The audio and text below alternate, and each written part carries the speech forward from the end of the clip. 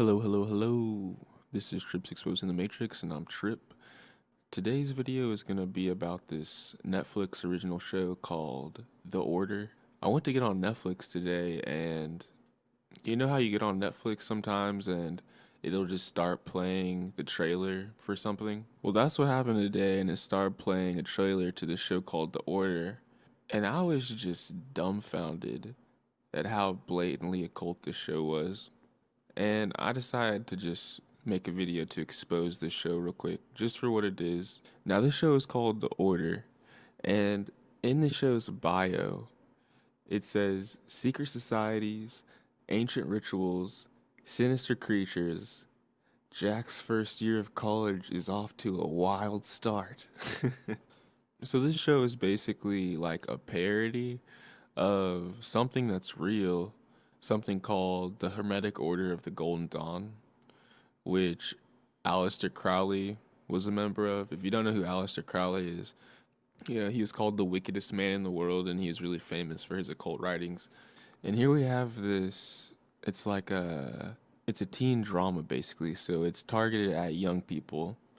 And the funniest thing to me is that I bet a very small percentage of young people watching this actually know what this is about. I bet so many few people know that this is derivative of an actual secret society. And so many kids are gonna be like, oh wow, what a cool story. This is really creative. This is like a new Harry Potter. And I could have come up with this. This is what I talk about on almost every single YouTube episode that I make. This show is just a play on Skull and Bones and the Hermetic Order of the Golden Dawn. And the funny thing about these secret societies is they want to act like they're so cool and so secret, but people like me know exactly what they're doing.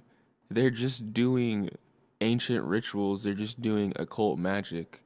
Modern day Rosicrucians, I found out, do a ritual that I used to do because I used to be into the occult, and I've done a 180 now. Now I just expose this stuff because it's obvious to me, and I know it's not obvious to other people. And shows like this that are geared towards young people, it makes secret societies seem cool. And yeah, we're gonna get together and hunt a werewolf or whatever the hell they end up doing. I don't know what they end up doing, but yeah, the point I'm trying to make is Netflix has packaged something which is derivative of an actual occult secret society, and they're trying to sell it to teens under the guise that college secret societies are cool and they just hunt monsters, and people are literally going to think that secret societies aren't real anymore because of shitty shows like this. In the future, if anybody tries to mention to them, hey, like there's actual secret societies, like have you ever heard of Skull and Bones? They're gonna be like, oh, bro, you watch too much Netflix, man. Shows like this are just mind control, basically. That's why I try to expose this stuff. And in this trailer, they try to make magic look so cool. Like I saw, like they have a grimoire, and the grimoire is like mending itself back together, and they're doing rituals, and it flashes to some guy about to kill another guy, like actual, like legit sacrificing people. In the thumbnail for this popular Netflix show is literally just like the Baphomet. It's just, a goat looking thing with horns. It's so in your face. It's exhausting, really. So yeah, I just wanted to expose that everything I'm talking about is 100% real. Go look up the Hermetic Order of the Golden Dawn if you don't know about it. Go look up the Rosicrucians if you don't know about it. Go look up Aleister Crowley if you don't know about it. Go watch my videos. I talk about this kind of stuff. Like literally, I could have made the show. The show's stupid. Subscribe. Yale University is 300 years old this year, and were you to visit its campus, you would see that it still has exotic clubhouses, which look like tombs where Yale's legendary secret societies meet. Their prestige and importance have largely evaporated, but the rituals are still a secret. And so when we heard that some enterprising characters had managed to spy on the famous Skull and Bones Society, well, we couldn't resist. Here's ABC's Dan Harris. The videotape provides a grainy glimpse into what appear to be the initiation rituals of a secret society that's been around since 1832, whose members have gone on to be leaders of Wall Street and the White House, the Senate and the Supreme Court. They're sort of trying to scare the initiates, make them, disorient them, frighten them. New York Observer investigative reporter Ron Rosenbaum accompanied a team of Yale students who shot these pictures 9 days ago. Rosenbaum's curiosity about Skull and Bones was permanently piqued when, as a classmate of George W. Bush, he lived right next to the Tomb, the group's heavily fortified home. From their perch, Rosenbaum and his cohorts taped the Tomb's courtyard. What they captured, they say, was initiates, known as neophytes, being forced to kiss a skull, then members performing a mock killing. It may look like your average fraternity nonsense, but Rosenbaum says it's not. Even though it may seem silly to us, it seems to mean something to them, and you can't argue with the success of Skull and Bones. True.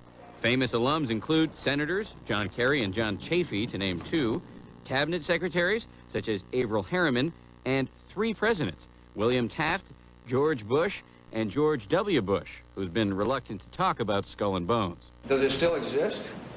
The thing is so secret, I'm not even sure it still exists.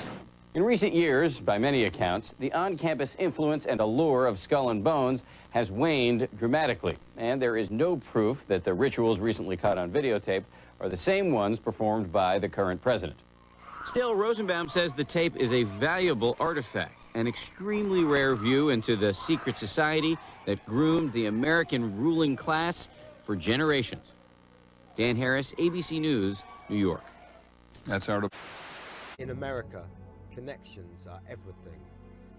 It is secret societies that provide the highways which grant members lifelong access to the dark corridors of power. Skull and Bones is one such network, emanating from a temple tomb at Yale University and stretching all the way up to George W. Bush himself.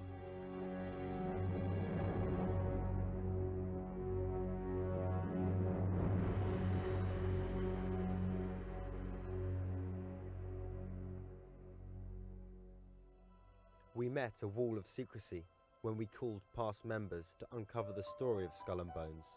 Many tried to deny all knowledge of the private club formed in 1832. I don't have a comment on that. Our membership is private. The membership is private, and I really can't tell you whether I am or I'm not. Are you serious? Yeah. The symbolism, of course, is the skull and crossbones, right? The death's head, or Totenkopf, I guess as the SS called it during the Second World War. It's a very sinister symbolism. It is obviously Freemasonic. But now the club's rituals and old boy networks are coming to light. Most people want to get along, to gain power and prestige. And they know the way to do that is to listen to the guy above you.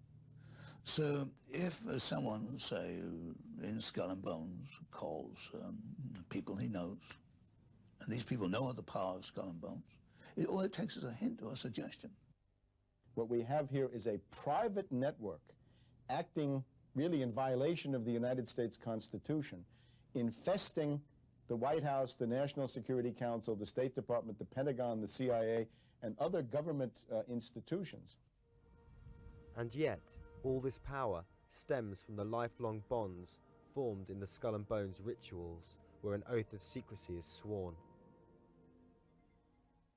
Do you know how it all started out? It's been established for, I think, about 150 years in New Haven by undergraduates and graduates of Yale University. 15 members are elected each year. Basically, personal relationships are the most important product of the years that you spend in relationship to the organization. Wow. It's a very personal experience.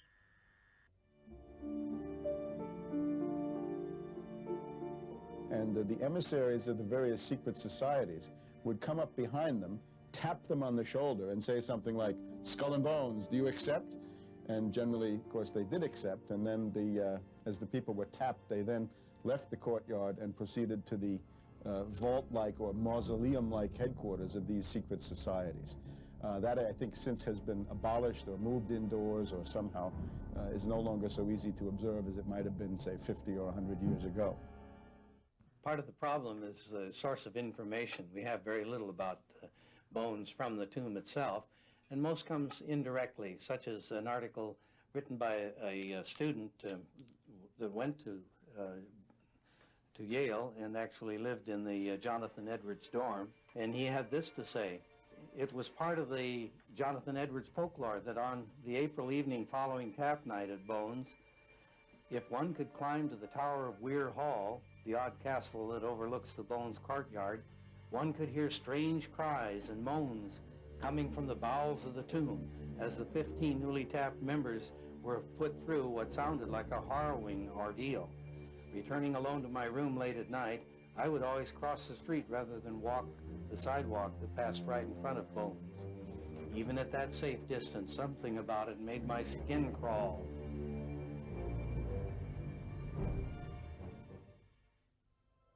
If you were invited to join the tomb cult, you became part of the East Coast Anglo-Saxon elite, joining the Rockefellers, the Harrimans, and the Bushes. So the core, as you go through the early 20th century, is comprised of 15 or 20 families, partially from old line American families going back to the Pilgrims, and partially from money, banking money, that came up through the late 19th century. Conversation at that level is all off the record. There's no press involved, so it's like the men are getting kind of a first-hand understanding. It may not be any big trade secrets or anything, but they're getting this kind of off-the-record understanding of the way things are, or the way things should be. And I think this certainly gives them an advantage in the world, in the economic world, because, you know, they know what the directions are, what the kind of movers and shakers are thinking, and what some of the major policy considerations that are being considered. Are there any famous members or well-known members? George Bush? The George Bush? Yeah. But that kind of focus is not of great interest to the members. How do you mean? Because we're much more interested in the personal issues than external achievement. And yet, membership of Skull and Bones seems to result in remarkable careers. Among its members are 3 presidents, a clutch of judges, CIA officials, and various tycoons. They swear to take care of each other's interests, and they do it. And when that in the normal conduct of life is probably okay, but when one of them becomes president of the United States, it's time to ask questions. What have you sworn to do for your brothers? And what interests are you pushing that are really on their agenda, not on the agenda of the American people's? George W. Bush has been asked about his membership of Skull and Bones.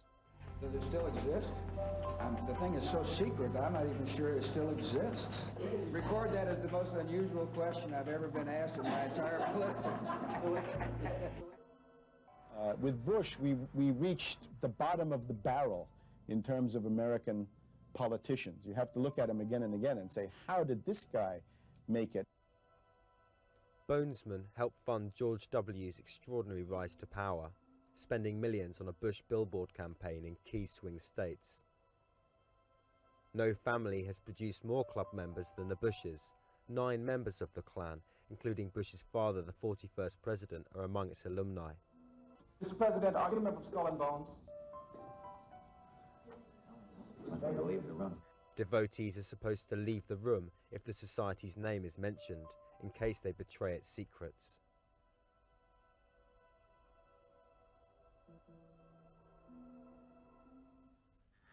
Okay, you ever met Bush or? Oh yes, he was a couple years behind me, but I have met him. Bush Sr.'s Skull and Bones name was Magog, the name given to the most sexually experienced bonesman. George W. is known as Temporary since he was too lazy to change his initial name. Skull and Bones is just one of many secret societies scattered around the United States that still dominate the paths to power. In San Francisco, there is the men-only Bohemian Grove Club. You have a group that sees itself as superior to all others within society. And I think that is the element which is carried over from Skull and Bones into these organizations, this superiority. This is a private club. You're not supposed to be here at all. Then turn the camera off. I'm sorry, where's your property This is what happened when we tried to film at the Bohemian Grove Club. Where's the property line? I'm not sure. No, this is a public street. Founded in 1872 by media and businessmen, modern-day members have included Ronald Reagan and Henry Kissinger. Move. But You understand, move? well, okay, we got the hospitality, the negative hospitality of the San Francisco Bohemian Club. There have been cases where people have written about the club and or snuck in. Dirk Matheson from People magazine snuck in and was actually spotted by a Time Warner executive and expelled from the club. From the Grove. And he, in fact, lost his job 6 months later, although they claimed that it wasn't related to that, but it was certainly coincidental. These secret networks have also taken their elitist mentality a stage further. Skull and Bones and George Bush Sr. have both been linked to the euthogenics movement, belief in the superiority of the Anglo-Saxon race.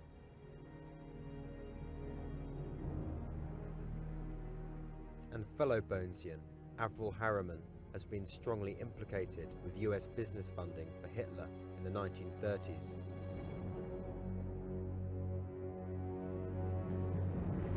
Are they done? No. There's all that tradition, and it has to be protected, and it has great wealth to protect. And how do they protect it? They'll find new means. They'll hold offices. They'll hold appointive offices and elective offices, and they will be in charge of huge amounts of money. The Skull and Bones today is one of a number of groups. It happens to be now a semi-secret group. If this is one secret organization, and I was fortunate enough to get the membership list, how do I know, or anybody know, there are not other secret groups where I have not, or nobody else has had the membership list? So we also have to take the hypothesis in mind that there could be other groups which are truly secret. Nobody here is aware of their existence, which have this ultimate purpose.